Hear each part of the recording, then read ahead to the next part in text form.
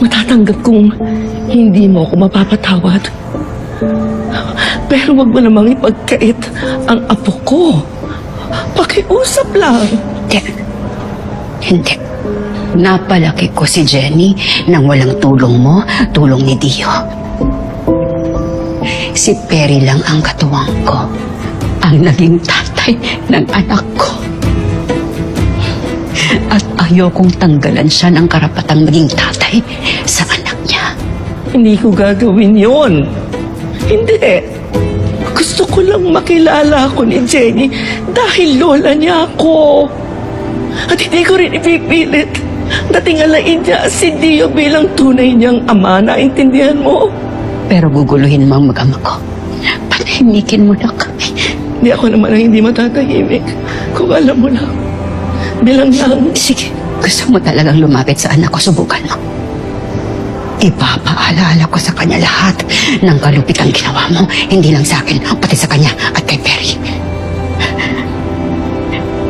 Sisiguraduhin ko na imbes na kilalanin ka niya, kamumuhayan ka ng anak ko. Ngayon, may malasakit ka sa apo mo. Kung meron talaga, umalis ka. Alis. Alis.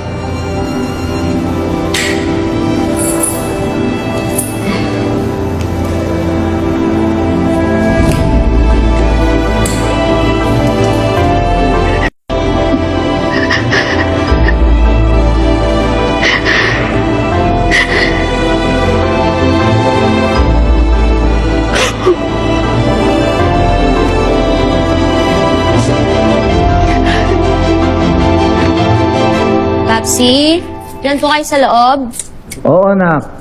Si nanay po, Lumabas lang sandali. may pinadalang fruit basket si Nate eh.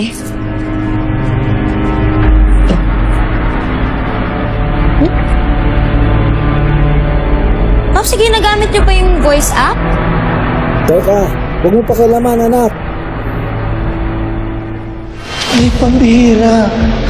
Pag nalaman nito ni Jenny, sasama yung loob niya sa atin kasi nagsinungaling tayo sa kanya.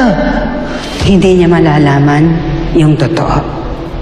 Aharangan ko ang lahat ng gustong magsabi sa kanya ng katotohanan. Hindi malalaman ng anak Ano to, natin Papsi? ang totoo niyang pagkatao. Nagsinungaling po kayo? Sabi niyo po dito na gagawin niyo ang lahat para mapigilan kung sinong sumubok na magsabi ng totoo. Anong totoo po? Hindi lahat ang sinasabi ng nanay mo ito. Meron kang dapat malaman na sinikreto niya sa'yo. Ano na naman kung sekreto? Tungkol sa pagkatao. Sabi ni Ma'am Amelia, meron daw pong hindi sinasabi si nanay sa akin tungkol sa pagkatao ko.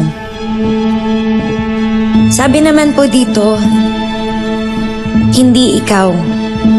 Hindi ano. Kung pagbabasehan ko po yung sinabi ni Ma'am Amelia, yung nakalagay dito, isa lang po ibig sabihin nun. Hindi niyo po ako tunay na anak? Anak,